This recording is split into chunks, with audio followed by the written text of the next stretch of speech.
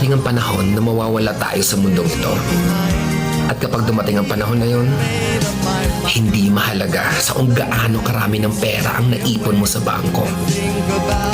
Hindi rin mahalaga sa kung gaano ka successful sa trabaho or sa business mo.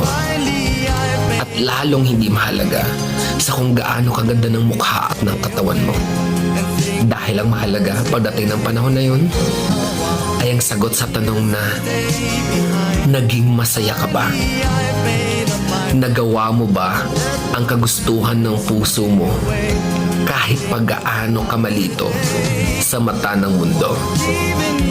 Dahil sa huli naman, ikaw naman magdadala ng mga memories na yon sa libingan mo. Hindi naman ang mga tao sa paligid mo.